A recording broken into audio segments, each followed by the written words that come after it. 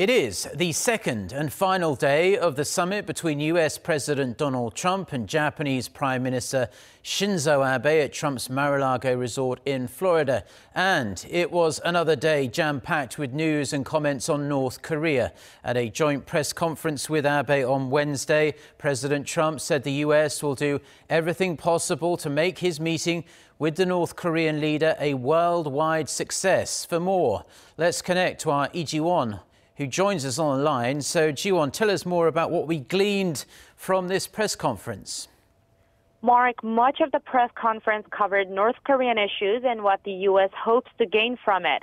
President Trump said he's looking forward to his meeting with Kim Jong-un and that hopefully the talks are a great success, meaning North Korea promises and actually takes steps to irreversibly and permanently dismantle its nuclear program.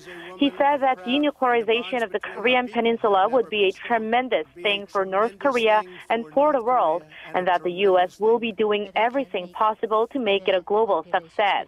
Now, though he sounded quite optimistic, Trump was at the same time firm that he won't be wasting time and will be flexible if he thinks the meeting is an attempt to buy time or is not proving fruitful. Take a look. If we don't think it's going to be successful, Mark, we won't have it. We won't have it. If I think that it's a meeting that is not going to be fruitful, we're not going to go. If the meeting, when I'm there, is not fruitful, I will respectfully leave the meeting and will continue what we're doing or whatever it is that will continue, but something will happen. So, determined words there from President Trump. And Ji-won, we touched upon it briefly yesterday, but there was this speculation that Abe was concerned about Japan kind of being sidelined on this issue, an issue that affects Japan as much, if not more, than it affects the United States. Right. Well, President Trump recognized Abe for his hard work and acknowledged that Japan is a lot closer to North Korea than the U.S. is, and that they are working on this together.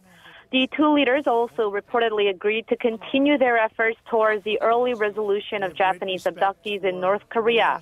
Abe promised at the briefing that maximum efforts will be made to bring back the abductees and that he was deeply encouraged by Trump's efforts.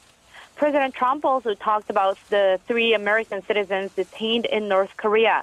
He said negotiations are underway and the U.S. is fighting diligently to get the prisoners home safe. That's all from me for now. Back to you, Mark.